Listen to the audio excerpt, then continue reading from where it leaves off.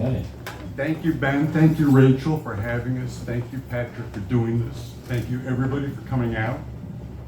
Bruce, thanks for Yes. being a contestant on the show. Thank you. What's my consolation prize? Bruce, you're obviously not from around here. No, I'm not. I grew up in Amherst, New York, which is a suburb of Buffalo, best known as being the safest community in the United States by U.S. News and World Report 10 years in a row. So there you have it. And of course, you left all that behind. Come to Baltimore. No, actually, I did a detour first in Memphis. I lived in Memphis, Tennessee for a number of years after high school. Didn't know what to do. So I had a brother who was living in Memphis, and he said, come on down, and I wanted to go to Buffalo, snow. So hung out in Memphis for many years, and that's where I got trained as an EMT and worked and did nursing school and all those things that I never did again. So the corpus of your work spans decades. Tell us a little bit, as Ben was talking about your first book, 18 Tiny Deaths. Well, I really lucked out with 18 Tiny Deaths. But really, most of my life has been lucking out. I got this job at the medical examiner's office, and being the low man on the totem pole, sort of had the nutshell studies thrust upon me as, among my miscellaneous duties. In case the audience at home is not familiar, what are the nutshell studies? The nutshell studies of unexplained death are a collection of 18 miniature dioramas in a scale of 1 inch to 1 foot that are used to train homicide detectives on crime scene investigation. And they're exquisitely detailed, one-of-a-kind collection, and I had the key to the cabinets. And so I learned, about the nutshells in depth. I met Francis Gleserly's family when they came to visit, but the key person was Bill Tyre, who is the executive director of the Glesner House Museum in Chicago. And Bill and I were talking about, boy, it's really a shame that nobody ever wrote a biography of Frances Glessner Lee, and various people want to use her for their purposes as some emblem of something. And we're saying literally, well, it's a shame. Who could write so? Who would do this? Who do we know who is trustworthy? Who could do this sort of book? And I guess I'll do it. The guy with the keys. Yeah. So it was just a matter of being the right person at the right place at the right time, and fortunately, it's probably the only biography of her that will ever be written, because there's no other source material. So that book will hopefully remain in print for a long time and be plagiarized by middle school students for years and years to come. It's very gratifying. And AI everywhere. So you parlayed a decade of working at the OCME into your next book, OCME. Yeah. Again, being in the right place at the right time. They knew what I was when they hired me. They knew I was a journalist. And I knew at the outset that this was going to be an unusual experience, a once-in-a-lifetime experience to be inside a statewide agency that is regarded as one of the best in the United States. And so the uniform there, among men and women, was to wear tactical pants. Everybody wore, the investigators, they put the pockets on the side. So I had on my pocket here a notebook that I had with me at all times, every day. And when the opportunity arose, and I'm in the hallway or something, I jot down the conversation we just had or something. That's going in the book. It's going in, but I didn't know it. But it was just, every day was just, a mind-blowing experience. Things would happen. I was there during the Freddie Gray investigation, and all this maelstrom stuff was going on. The Sean Suiter investigation. And so, Which was only like a couple of blocks away, right? It was. And so, I felt that, I felt that the public has a right to know what their public agencies are doing. So I thought it was, it would be useful to pull away the veil and show exactly what's going on a day-to-day basis and how things are done. I kept notes literally for years, and longer things I'd write in an email to myself. But it wasn't until Dr. Fowler, who was my boss, David Fowler, retired and left. And after I wrote 18 Tiny Deaths, I set about immediately to start writing The Worst Day. And I began tracking people down and doing these things. But when Fowler retired in December of 2019, I said, oh, that's it, time to do the book. Set it aside, knocked out OCME really in just a few months, and then went back to The Worst Day. So that's the order that things actually went. So speaking of The Worst Day, Yes. obviously you insist on talking about your latest book. Yeah. So The Worst Day chronicles a plurality of tragic events that occurred in Washington on January 13th, 1982. Yeah. So tell us a little bit about what exactly happened on that day down there. Well, I know where I was on January 13th, 1982, and I was still in Memphis at the time, and I quit nursing school in my last semester. I had been in nursing school up until that December, and absolutely miserable, and did not want to be a nurse. My wife is a nurse. I love nurses. I did not want to do that. It was just the wrong fit. And so I was at a Christmas party at my nursing instructor's house when somebody mentioned that there was a book about a place in Baltimore called Shock Trauma, where there was this guy, R. Adams Cowley, who had a death lab where they observed people as they died from severe trauma and intervened to save their lives. And he invented this concept, the golden hour, and it was just like, oh my God, that's it. You know, why am I wasting my time here? I got to be in Baltimore. I got to go. So, literally, I dropped everything, withdrew from school, sold everything I owned, and that was in December. I was here by March. So in between that time period, I'm wrapping things up and all that. In January, I was in a bar where we all hung out. There wasn't much in downtown Memphis, where my buddy Mike Freeman was the bartender, and he lived in the same building I did. And on the evening news was this broadcast of this rescue, of this video, that was absolutely mind-boggling. It was the most incredible thing I'd ever seen in my life, a genuine life and death struggle that was being played out almost in real time. And there's that immediacy of it, but also as I've been an EMT, I've been a firefighter for a year, I participated in disaster drills and those exercises, so I had some idea that there's a lot more going on outside that frame.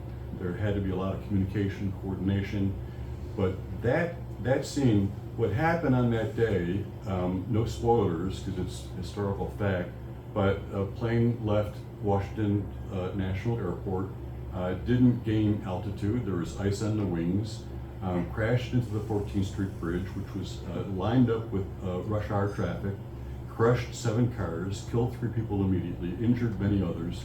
Then the plane broke apart and plunged into the Potomac River, which had been absolutely iced over. 6 people survived the crash, and they were stranded in the middle of the river with no possible way of rescuing them. There was nothing to get out to them. And so it was this crazy Park Police helicopter pilot who took off. He was a Vietnam vet, right? A Vietnam vet, who actually is from, I can tell you more about him. It's really very interesting, but flying during a blizzard in absolute whiteout conditions, and he takes off from their base in Anacostia, Washington, Anacostia Park. In a helicopter that's not equipped In a helicopter to rescue people. No, they don't have anything. They don't have a lift. They don't even have the anti-icing thing that airplanes do. And he's going out in an absolute whiteout condition. Can't see. And what he did was to follow. He flew very low over the street, just over the street lights, and followed traffic all the way through Washington until he found the crash site.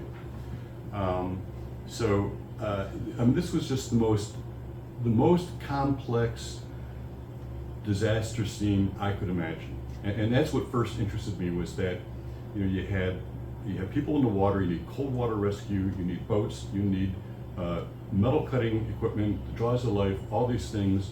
Oh, and there's two scenes. There's one on the bridge and there's one in the water. And by the way, while this rescue's going on, the Metro subway system had its first fatal derailment underground, killed 3 people, injured 26 others. So they need pretty much the same equipment. They need metal cutting, they need all this breathing apparatus and all these things, which are now at the very edge of the district being used at these 2 other scenes. So you had this, I wanted to call the book a cluster, but they absolutely wouldn't go for it. But I could not imagine a more complicated scene to deal with these things simultaneously during a blizzard in which the streets are absolutely gridlocked with traffic.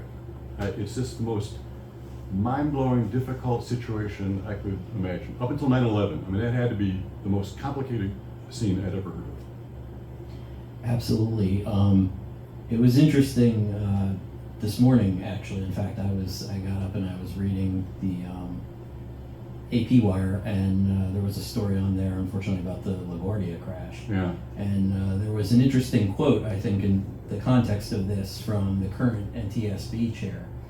And the story quoted Stuff her. happens. We rarely, if ever, investigate a major accident where it was one failure, she said. When something goes wrong, that means many, many things went wrong. Yeah.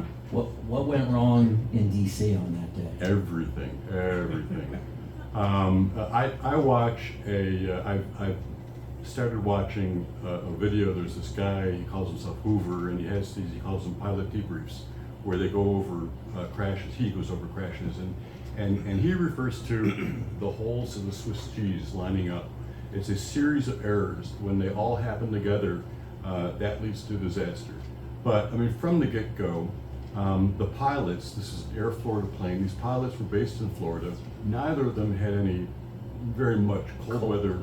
No, and one of them had only landed in snow twice in his entire career. So they were inexperienced. They made a basic error when they were booting up the airplane, and that they left off the engine anti-ice mechanism, which would have heated the engine and prevent ice from forming in the little ports that they use. And I mean, what else? Other there was ice on the wings, which is not supposed to be allowed at all. That interferes with the airflow, the aerodynamics. What else? The fluid was not the right concentration. You name it. And so it just never. The engines, because there was a little port, they measure the thrust of the engine by measuring the air pressure in front and behind the engine, and they can calculate how much thrust is being produced. One of the engines had that little port was blocked by ice, and so they're getting an incorrectly elevated reading. So they took off with only 80% of the power that they needed for flight, with ice on the wings. And so it was absolutely doomed. There was just absolutely no way that this was going to fly. And so, so that was before the accident. Then leading up to it, of course, they had no way of rescuing them. The fire department, the fireboat, the DC Fire Department boat, was iced in at the marina, so they could not even get the boat out. They didn't have boats that were equipped for ice. This was a scenario, rescuing somebody from ice was a scenario that had never even been contemplated by the fire department. They had no training, it was not in any plan, they had nothing, no idea what to do. Had it not been for Don Usher flying that airplane, they absolutely would have died. These people who survived the crash. The helicopter pilot. Right, but I gotta tell you about him too, he's awesome. But these 6 people, survived the crash and were in ice water that the risk of death is about 50% within 15 minutes. And they were in the water for half an hour. It's absolutely astounding that they were able to survive that whole experience, but they did. One person, unfortunately, did not make it out of the water. But that was the guy that kept passing the line to other Right. people. He didn't have much choice. He was trapped up in the wreckage, his legs were tangled up. And so by the time they got the helicopter out to him, the wreckage had sort of rotated and settled a bit, and he was pulled underwater. Every person who died on Air Florida Flight 90 died from trauma. very quickly. So it was almost an instant death except one person drowned, and that was, what's his name, the bank examiner, who was the one who's fastened the rope over. This seems like the kind of thing that, at least in the before times, that there would have been improvements to public safety that came about. From this? Yeah. Oh, absolutely. This Air Florida 90 is the case study. I mean, it was something that was referred to all when I was in school. I came to Baltimore, I got my undergraduate degree in emergency health services from UMBC. But that's the case study that everybody keeps pointing to as, you know, how we do things differently from that. They absolutely changed. There was, for example, because there was all these different agencies that were descending on that scene in the Potomac, at its peak, I believe they were using 9 different radio frequencies, and they couldn't communicate with one another. So the pilot couldn't tell the people on the ground, you have to move back a little bit. The people who were there at the scene, packing all these people in that one ambulance, couldn't tell. There was 3 other ambulances that were on the bridge, just right over there. The fire couldn't talk to the They police. couldn't. No, There were no nobody. fire relays underground. No, And so they could, right, that was the other issues right underground when they went into the tunnel for the metro. That, to a large part, has been, those sorts of things have been resolved by digital communications. Now we have cell phones, we can do it differently these days. But they changed how the airplanes are de-iced. They changed the life vests that they were using. Those life vests had been unchanged since World War II. They had not changed the fundamental design, and so they redesigned the flotation vests so they're easier to put on. There's one strap. This is the ones that we have now. Those are all as a result of Air Florida 90. You just go on and on. There's a whole list of things that were changed as a cause, and a big one was the command scene management, the scene, which the incident command system. Incident command system, right?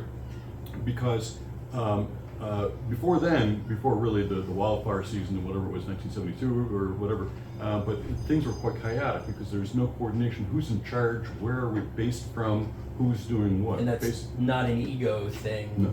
but for all practical purposes. Yes, right. You have to have somebody who's charge. deploying, right, you do this, you do this. So now they have this system, it's an off-the-shelf system, it's a model that can be scaled up, so you can say we're using this command scene, incident command system, that got it, and everybody knows what their place is, what they're doing, and so those have all been addressed that way. Let's talk about a little bit about your book itself. I'm going to go right out there and say it. This really secures your position as the Irwin Allen of emergency services. It reads like the Poseidon Adventure or the Towering Inferno. Yeah. Tell us a little bit about how you chose to present it as such.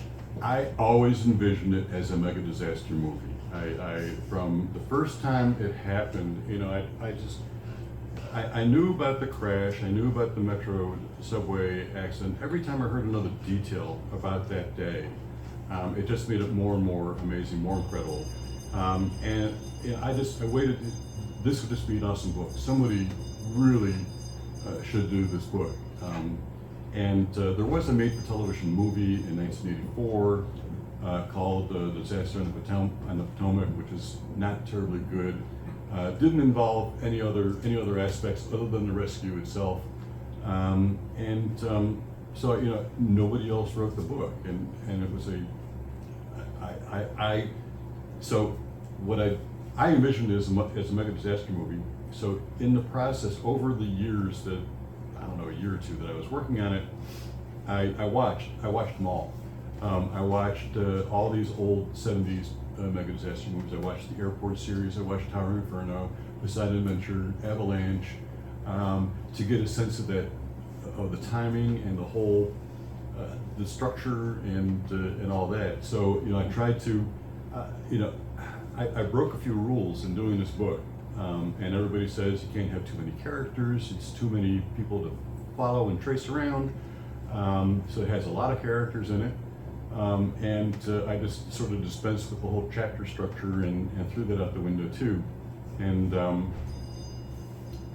don't know, did my best with it, and guess it was okay. To jump back a little bit to the beginning of your own career in emergency services, the 70s were really when emergency services, as we've come to think of them, really came into their own in terms of organization, structure, and the popular psyche. Randolph Mantooth single-handedly launched 1 million EMS careers on emergency, including your own, if I'm not mistaken. He did. I enjoyed watching the show, of course. It was a Jack Webb production, so it had that sort of smaculum of, not quite reality-based, but close enough. And when I graduated high school, I didn't know what to do. I couldn't sell anything. That you ever watch Say Anything, that this John Cusack speech and Say Anything. I don't want to sell anything. I don't want to buy anything. I don't want to process anything that's been bought or sold. But that's the way I felt. I can't do anything. And my best friend at the time said, "Hey, wouldn't it be cool if we worked in an ambulance together?" And I said, "Yeah, actually, yes, that would. That would be awesome." And so I just looked into what's involved in doing that, and I went and did the EMT training, and that was a 2-year degree. And then everybody was going in to be trained as a paramedic, and so I did that, and I found that there were no jobs in Western Tennessee. The only place that had the toys that you want to play with that was doing advanced care was the Memphis Fire Department. And in order to work in the Memphis Fire Department, you had to go through Fire Academy, work as a fireman, firefighter, and get the seniority so you could bid in an opening in an ambulance. So I don't want to go into a burning building. That's not what I'm interested in. So I did work for a year in West Memphis, Arkansas, which I don't know if you're familiar with. It's a real dump. West Memphis 3. Exactly. Guilty or innocent? You had no idea how narrowly I escaped being one of the West Memphis 3. I know those people. You're a Jewish Yankee in West Memphis, Arkansas. I was working with genuine Klansmen. There's no doubt about it. That these were some people who had other extracurricular activities. And it was a very, very uncomfortable experience. Did that for a year. And then all the paramedics were doing nursing school. And so I did that. And the curriculum was no problem, but the further along I got in the program, this is just not, it's not a right fit. This is just, I would have been a bad nurse. I really would have. It was not for me. I think, sort of riffing on all of that, I think two of the most remarkable things about the EMS system as we know it today are, one, just how young it is, especially relative to police and fire. Yeah. And two, as you were alluding to earlier, what a significant role Maryland in general and Baltimore in particular played in its evolution. Absolutely. I got into it at a time when there was a whole bunch of federal funding. Jimmy Carter, that was one of his things, was emergency medical services, and there was a whole bunch of funding in the 1970s, late 70s, for training programs, for acquiring equipment and doing all these things. And so I got in at that right time. That all changed in 1980 when Ronald Reagan was appointed. He put those funds into block programs so that emergency medical services had to compete against eradication programs, and things changed. But Maryland was, it still is a remarkable place. It's the only place in the United States where no matter where you are in the state, if you're critically injured, you will be in a trauma center within 30 minutes. They'll fly you there, and it's what they've done. The system, when I got here, they always talk about the Maryland way and all these things, but it's true. There is a Maryland way, and it works. And Maryland is set up in a way that no other state is. No other state has a dedicated fleet of helicopters bringing people to trauma centers. They don't do it 100% of the time, but that was part of Cowley's brilliance, was getting the state police to buy in. We can justify you getting helicopters if you do this for us 10-15% of the time. It's a win for everybody, and so that's what worked. But it was, I unfortunately never had the opportunity to work in the state of Maryland, but I'm glad I live here. One of the interesting things I saw in The Worst Day, as I've seen in other first responders, is that even the most heroic of deeds are often seen as Tuesday, just part of the job. What makes a hero, and who are yours? You know, boy, that's a tough one. There are people, when I talk to, and I interviewed a bunch of people for this, but the two that really stand out are the pilot, Don Usher, and the rescue technician, Gene Windsor. And those two people, and I've talked to Don many times, we're friends now. But when you see them talking fresh after the accident, they're so aw shucks modest about it. This is our job, this is what we do, and so we're just doing our job. And so it's people, it's tempting to call people, firefighters, first responders, military, as heroes. But honestly, they're really, that's what they signed up for, they're doing their job. The real heroes are the people the civilians, who stepped out of their comfort zone at their own personal risk to get in that ice water. One of them, Roger Olean, spent 20-25 minutes in this futile attempt to swim out to the survivors. And this guy who was a sheet metal supervisor at St. Elizabeth's Hospital, to jump in the water. Lenny Skutnik leapt in the water to get Priscilla Serrato. But if you look at the video, and I watched it many times, there were a bunch of people who stepped out, who got in that snowdrift. These were people who were just going home on a Wednesday afternoon. They weren't dressed for the weather. You can look at the video. They're wearing sneakers. They're wearing street clothes. And they're walking through a snowdrift, getting their feet wet in the water to help strangers, people that don't even know.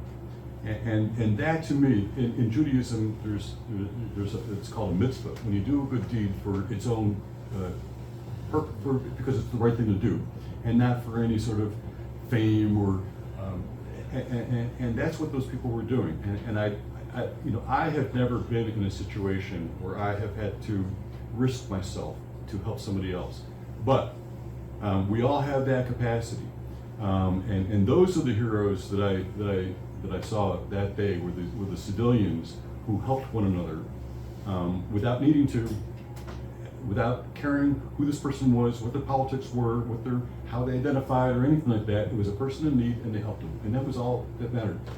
Those are the people who do that. Those are my heroes, and they're all around us, and they just don't step up until needed. You've worked at the OCME. Yeah. You've been an EMT, paramedic. Yeah. But your work experience is truly long and varied, including stints as working as a taxi cab driver. I did. Working on the night desk at a YMCA rooming house. That was fun. Making sandwiches in a kosher deli. That's true. How important is a wide variety of life experience, work experience, to good writing? Oh, it's absolutely essential. I think that a well-rounded background, experience, especially for a writer, experiences. If you're a good writer, it stays with you like sticky tape, and you people that you meet, things that you do,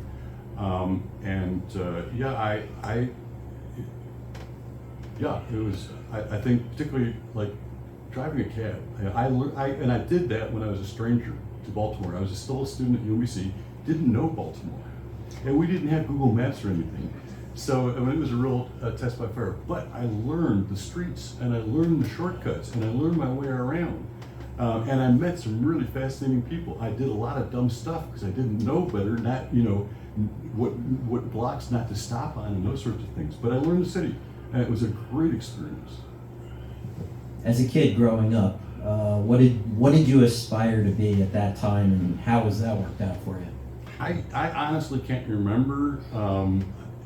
I don't think ever in a million years that I would ever envision being a full-time writer, making my living, working in my basement office with the woods out there on the other side of the screen and with the sliding door. And it's just I probably, if I were to go back as a child and tell myself this is what your future is going to be, I just no. I can't recall. I know I did some very bad writing when I was in like high school and stuff, but I was pretty aimless. I don't know. How would you describe your own writing habits and regimen? Well, I write every day. I do have a full-time job writing about medical devices, the writing alerts. It's very dull and it involves no creative work. But I think it's important to write. The more you write, the better you get at it. I think the more you learn your own voice. Just like playing an instrument, any sort of skill, that you have to practice it and you do it over and over and over again. And so I think it's important to do that. I'm in a good spot now where I don't have to be on the freelancing and always marketing. It's a never-ending thing to line things up and collect and get people to pay you while you're working on things and doing other stuff too. And that's exhausting. And I'm fortunate that I'm in a spot now where I only have to write what I want to write. And I'll contribute some things to some local literary magazines and those sorts of things. But it's a real luxury just to do what you want to do and what you're motivated to do, and not what you have to do. How do you know when something is going to be a book as opposed to an article or an essay? When my agent says so. What I think is a book, not necessarily a book. I literally had a list of book ideas that I've pitched at various times. It has to have one thing. It has to be big. It has to be big enough to carry a book. There has to be some drama to it. There has to be an arc to it, a story, a beginning, middle, and end. And I think that there has to be something that for people to get out of it. That there's something to take away from it. But things that I thought, God, this would be a great book. Other people, for some reason, don't, and so they don't get written. What do you wish you'd written, or alternately, what would you like to write that you haven't written yet? I have for years. I've been wanting to write about a man named Clarence Saunders, who was the inventor of the self-service supermarket. He actually founded Piggly Wiggly, which was the first store back in the day, 1916, where food was set on shelves, separated by aisles, and you had a basket, and you would actually choose your own food. He was a very colorful person who made and lost 3 fortunes in his life.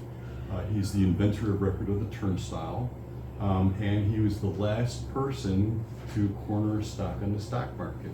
They changed the rules after him. That was one of his fortunes that he lost. But for a brief and shining moment, he had cornered the stock until they changed the rules and beat him up and took all his money. We'd all be speaking Piggly Wiggly. I know, but I just think it's a great American story. He's got a lot of drama in his life. There's the whole financial aspects to it. It's just, every time you open up a new store, he'd hire a brass band. I can see it. I can see in my mind these scenes of the music and the balloons and the whole thing with this, and the people going nuts about the self-service store. Nobody else cares about it. So. From the 18 Tiny Deaths to The Worst Day, what would you say, whether it's thematically or just from practical day-to-day purposes, what do you hope readers take away from your work? 18 Tiny Deaths, I must say, if I didn't write it, would be the kind of book that I would enjoy reading. It's about an elderly woman who was a force of nature who revolutionized forensic science. That book was basically, before I wrote that, I'd never written a book of popular nonfiction, so I didn't really know what I was doing. I didn't know when you sign a book contract, and it said in there, I have to deliver a manuscript of 80,000 words by a certain date, and you sign it thinking, this is really awesome. And then you get the panic, and then you think, oh my God, what if I get to 60,000 words and there's nothing left to say? What do we do? So there's all that fear and panic and everything, but I approached it after I had did all the background research. I visited Chicago and Harvard, took thousands of copies of documents. I got home, I organized everything geographically, so there is New Hampshire, Boston, and Chicago, and then chronologically, and then it's sort of like, well, now what? And what I did was I approached it like a writing assignment. I'm reporting on historical facts. That's all I got to do is just report on historical facts, and I did that. And so I was lucky in that the story naturally had its own arc, and that there was a good guy and a bad guy and a love interest, and you know, the whole thing, and that a call to action and her own voice at the end, and it just everything. All I had to do was read what was in front of me, and do it that way. OCME is much more like a memoir, and it was easier to write in that respect. Because it's, you know, it's my own I am a character in it. I start out dumb, I get more sophisticated towards the end, so there's that arc there, while the OCME goes into crisis. This one was honestly the most challenging project I've ever tried to undertake. There were literally, you know, thousands of moving parts to it.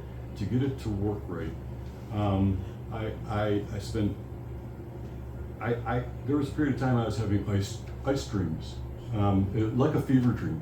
But there was about a week there when I was writing this section. I'm writing this part, and night after night I was dreaming that I was in the Potomac and I was in the ice water, and I could see the horizon, I could see the water level right at my eyes, and I'm feeling this, you know, night after night after night.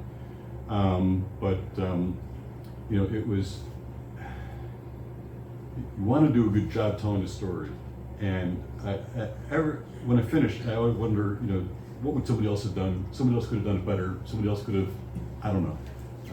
But you know, I did the best I could under these circumstances, bearing in mind that every day people are getting older and they're dying off. Had I done it, you know, 3 or 4 years ago, I could have interviewed Gene Windsor. He just died, not just a few years ago. So, you know, it's a complicated story, but you know, there's there's an arc to it. I think it's, you know, it's involving, and it's unlike any of the others. What have you learned from all of your writing and research? That I can do more than I initially think that I can. I have to have faith in myself.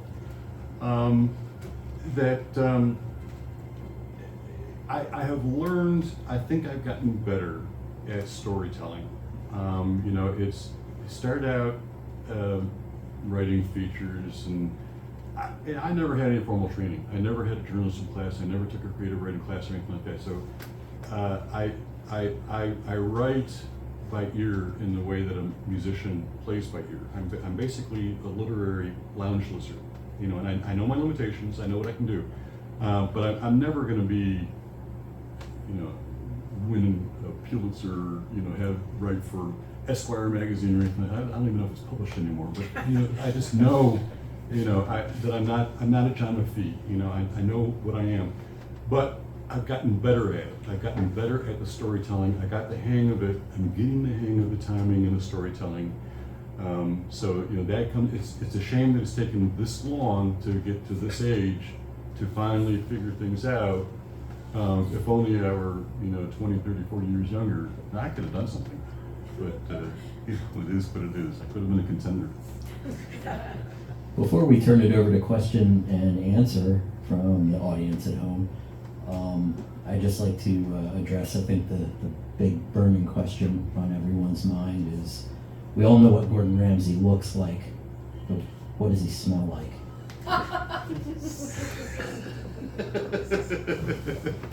As it happens, Gordon Ramsay, what you see is what you get. And you were there. But I didn't smell him though. No. Neither did I.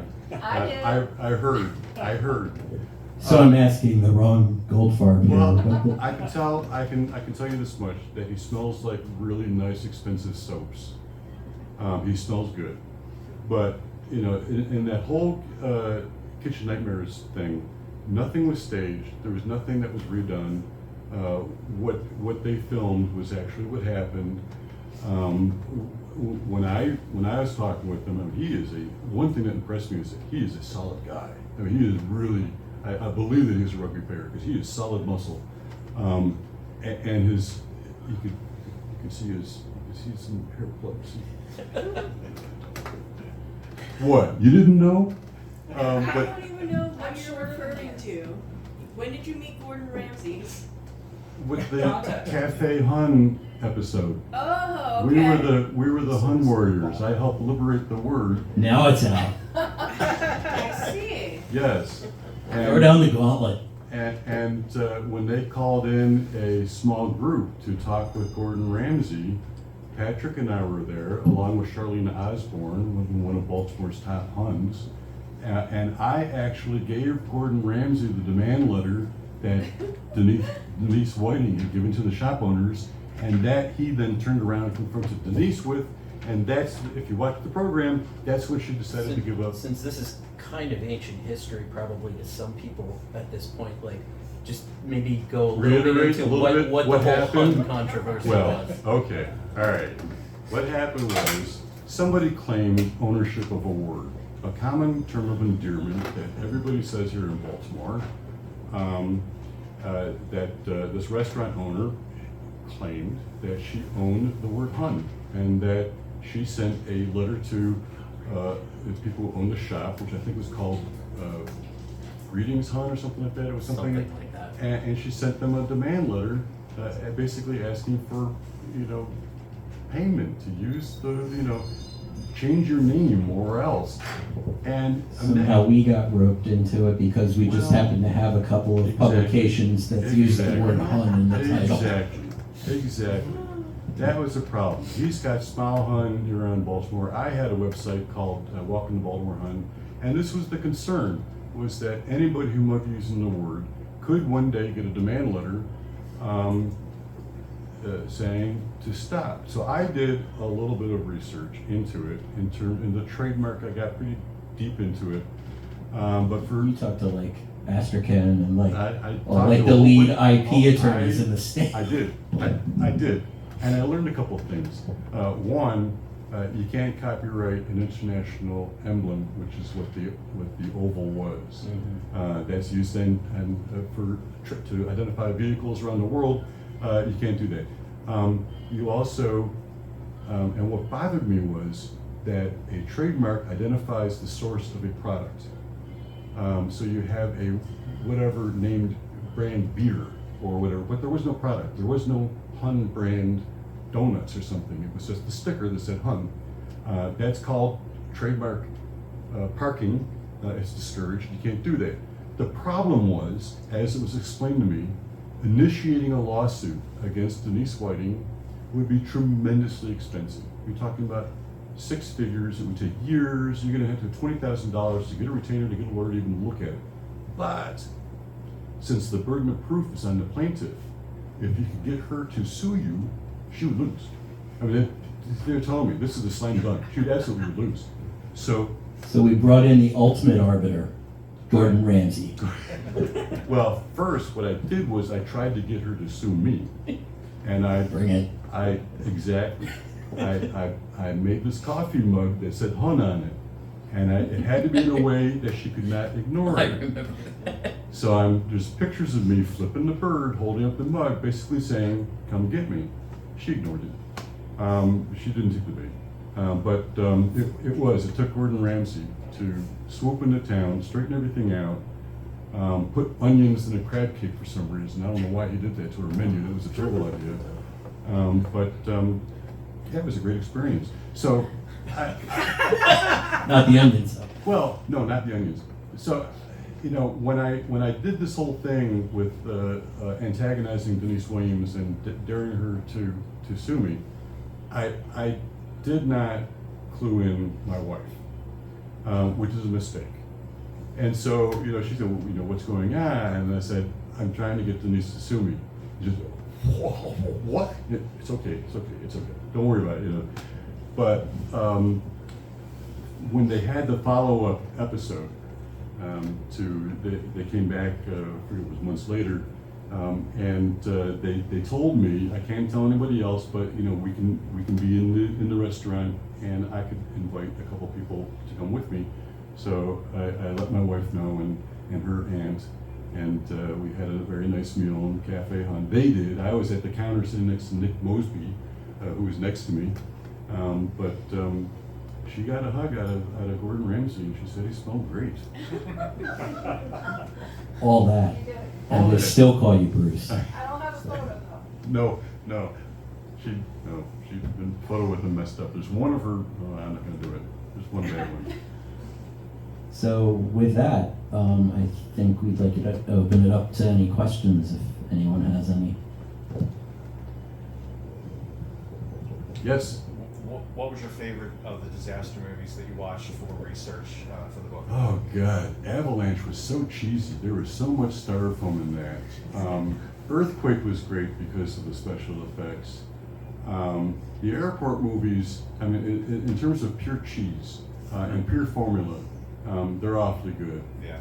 I watched some obscure ones too. There was one about a plague that broke out on an airplane. I can't remember what it's called.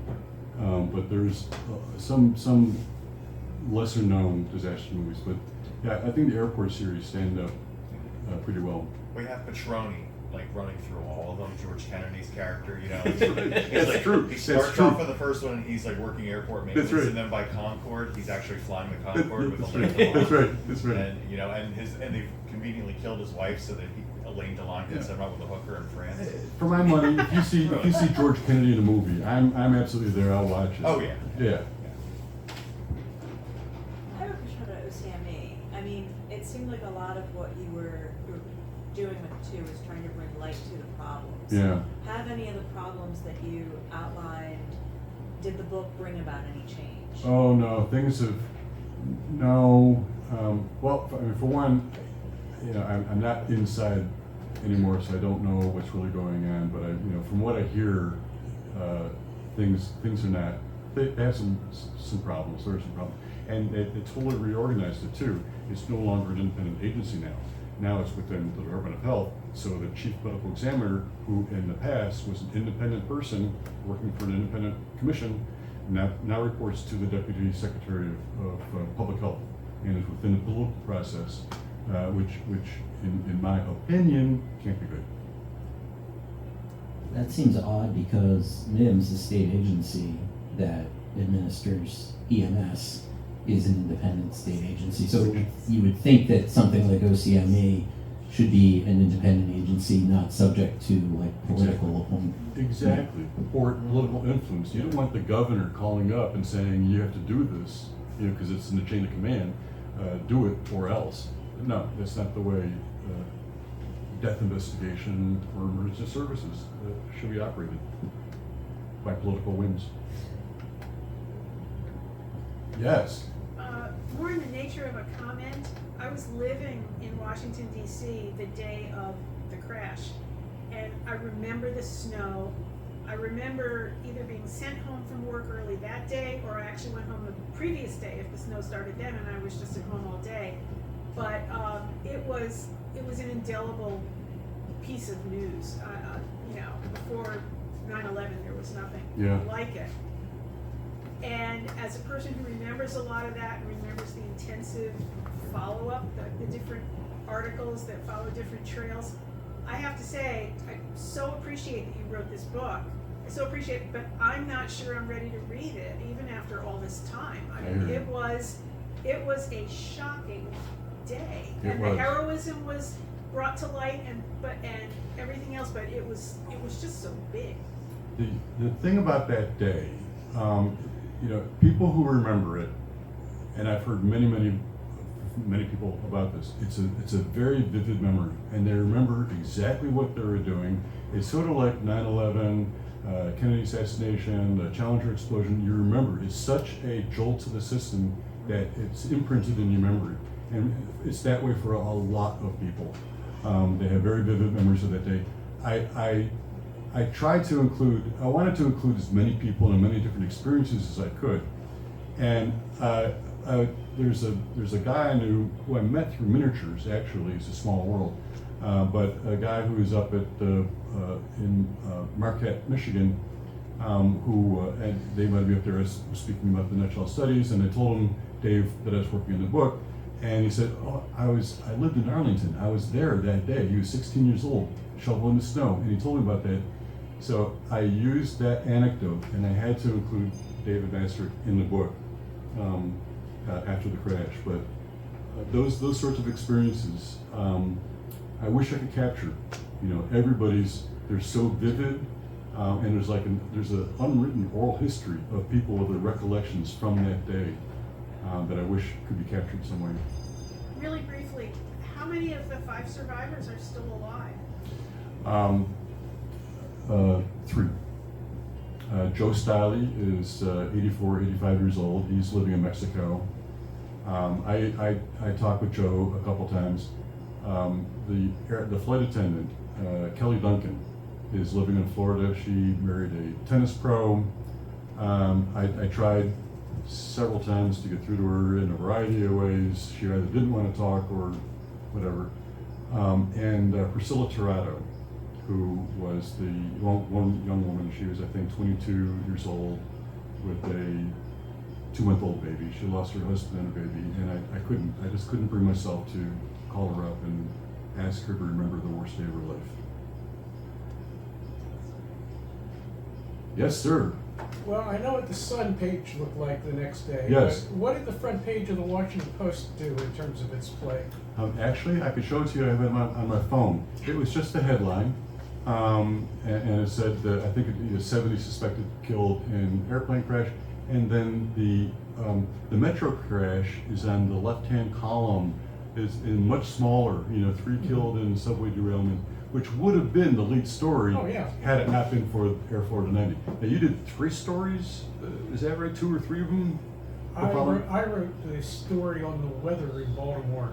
That was the lead story on the front page of the Sun. Upper right. And then the rest of the front page was Washington, Yeah. the disaster at the 14th Street Bridge. Yeah. So, yeah, it was an amazing day to be in a newspaper office. Although, the reason I wrote the weather story because I was driving to work and got stuck in the storm. And I ended up interviewing other drivers who were stuck in the storm. There I you went go. car to car on Calvert There Street. you go. There you go. Easy work.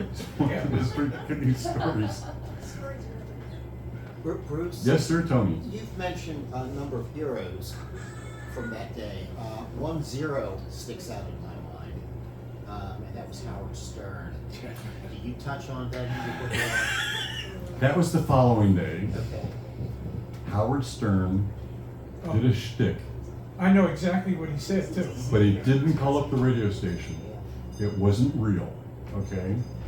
It was a shtick that they did in the studio where they had somebody pretend to And be. he was still in DC at that time. He was Yes. at DC 101, and yes, it was in bad taste. He had somebody play the Air Florida ticket agent, and he called up this person and asked whether the 14th Street Bridge was going to be a regular stop from now on. And I mean, he didn't get fired for that, by the way. He did or didn't? Did not. Okay. He was fired later. That happened in January. He was fired in June or July of that year because he called out his bosses from the radio station live on the air, and that's when they fired him. Not for that, but yeah, they were still pulling bodies out of the water.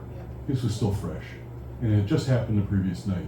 And the next morning, he's making this joke about Air Florida 90. Very, very bad taste, and a lot of people remember that form. But a lot of people believe that he actually did call up the Air Florida ticket agent. Yeah, the story was that he asked the price of a one-way ticket to the 14th Yeah. Street Yeah. Bridge.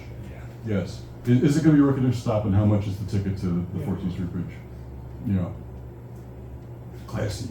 The irony, of course, is him getting fired from DC 101 opened the door to. Yes. He ran fame and riches. He left Washington, went to New York, and hit the Big Ten. And then Greenspan, I think, took over. The Grease took over. Unbelievable. Great. That's great. Are there any more questions, anyone? I would just like to say thank you very much, Bruce, Thank you. for inviting me to participate in this. Good, And awesome. I really enjoyed reading the book, and thank you very much to Rachel and Ben and Atomic Books for hosting this. They're terrific people. Atomic Books, great independent bookstore. Come buy things, hang out.